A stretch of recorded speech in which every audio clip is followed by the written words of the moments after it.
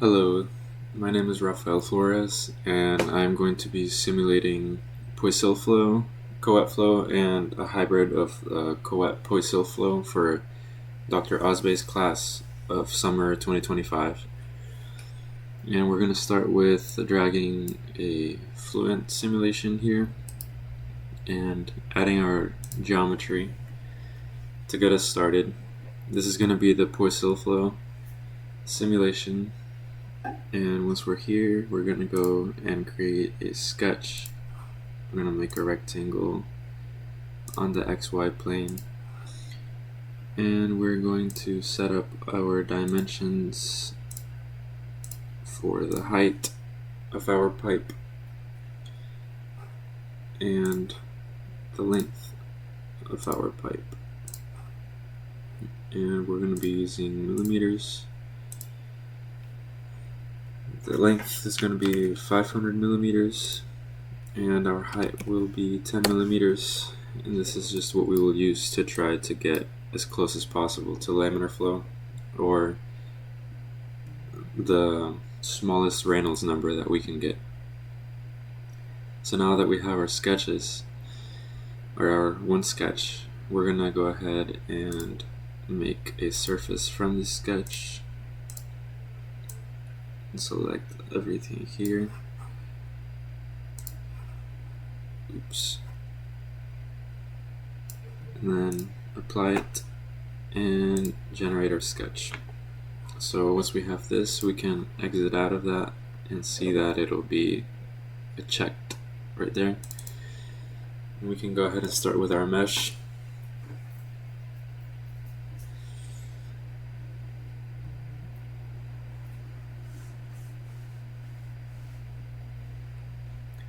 And once your mesh opens up, you can go ahead and make named selections for every part of this pipe that we have here. So we're going to select edges from up here, create a name selection. This will be our upper wall. This one right here will be our lower wall. This will become our inlet, and this will become our outlet. So with all that being said, now we can start making our sketches. The geometry, we're going to make one mesh first for the upper and lower walls, setting up a number of divisions instead of a size, and set that to 2500. No curvature, and we're going to make a hard behavior and go ahead and generate that. Done. We're going to insert another mesh with the inlet and the outlet selected as the geometry. We're going to change the element size to number of divisions again, and we will make that 50 divisions this time without capturing curvature and setting the behavior to hard and generating the mesh.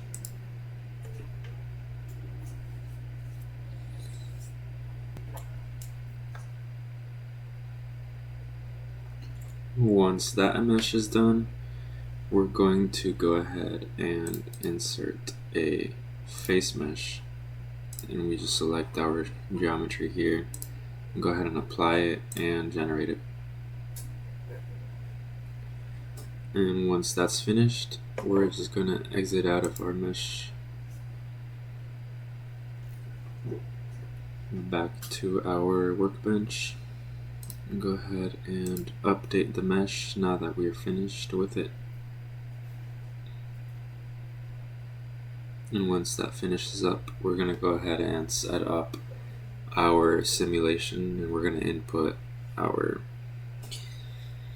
conditions and boundaries so that simulation can go ahead and be run. So we're going to go ahead and do that now. We want to make this double precision and one solver process for our CPU. Go ahead and start that.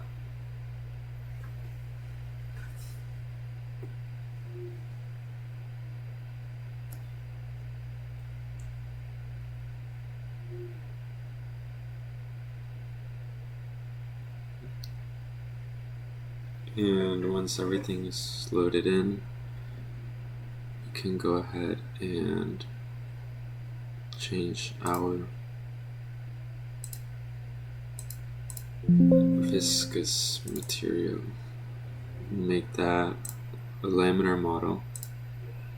Hit OK. We can change our residuals here to 1e to the -6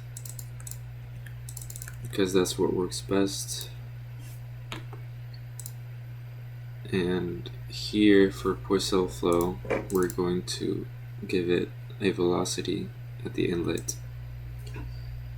And for our purpose, it's going to be 0.04. We apply it, and then we close it. We don't touch that. For the outlet, it's going to be a pressure outlet, and we have to make sure that we prevent reverse flow so that it's perfectly laminar. Apply that, close it, and then our lower wall and our upper wall is going to be no slip and stationary. Let's double check that the upper wall is under the same conditions. And then we're going to change our density to 1.0 kilograms per meters cubed and our viscosity to 1 e to the -5. We're going to go ahead and apply that and close it. Now we're going to go down to our initialization and initialize our simulation. You should get about 10 iterations, and once it tells you down here that it's finished, we can go ahead and run our calculations, which will take a little bit of time. So I'll just come back once that's done.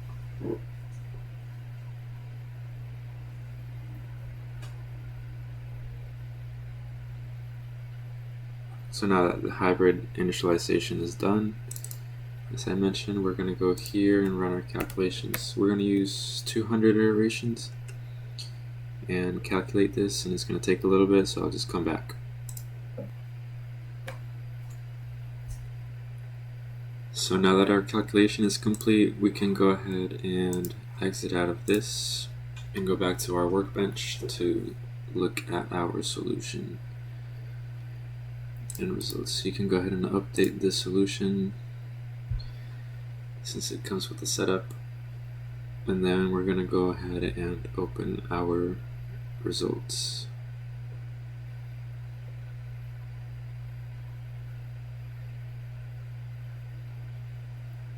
Yeah, that little lightning bolt just means that it needs updating, and that's what it's go ahead and doing now at the bottom.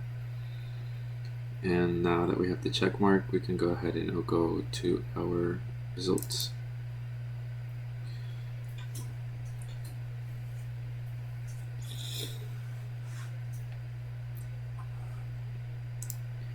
Alright, with this open, we can go ahead and start adding lines. We're going to go ahead and add our midline, and the first point is going to need to be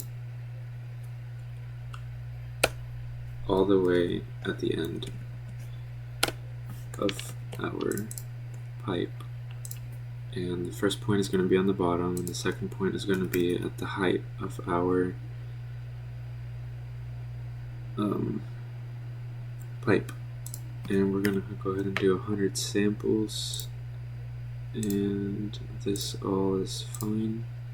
And once we apply it, you should be able to see there a yellow line all the way at the end. And we're going to go ahead and add, this should be the midline, so we're going to go ahead and change this to 0.25 since I already named it that, and it's going to be in the middle. So now we're going to add our end line, which is what the other one should have been. 0.4999. And this is going to be that same height, 100 samples, nothing changes, and it's going to be over there at the end. And we're actually going to add a developing flow line to see what it looks like once that flow is being developed. Somewhere over here. Oh, didn't give that any height. To see what it looks like before it gets developed. And we're going to go ahead and add a contour for the symmetry plane. We want the velocity 110 contours, all domains. All of this looks good, and we're going to go ahead and apply that and see our velocities. So here you can see the maximum velocity at that point, and we want to be able to see a velocity profile. So we're actually going to go to chart viewer, import a chart, and we can title this velocity profile for Poiseuille flow. We want an XY line. We're going to add our series here. We want our midline, create that, our end line,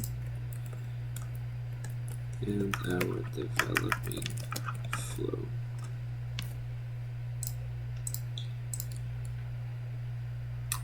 And everything else, our x-axis is going to be our velocity, and our y-axis will be our height.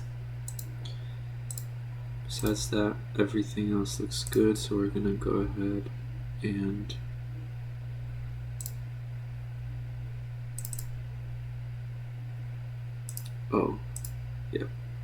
forgot to edit this. We gotta tell it where it needs to be, and we go ahead and apply that. And yep, there you can see the velocity profile for the Poiseuille flow. And the midline and the end line are actually stacked on top of one another due to the flow being developed before the midline. So if the midline is here, you can see that the developing flow isn't quite overlapping. That's because it doesn't get fully developed where that developing flow line was, but actually past it, which makes sense from our chart. And once we click this export button and export it as a text file, we're going to be able to see that our Poiseuille flow has a maximum velocity of 5.99 times 10 to the negative 2 at the location that is specified, which matches up with our solution because it's right at the center and it's all the way up until almost 0.06. So yeah, that's pretty much it for Poiseuille flow.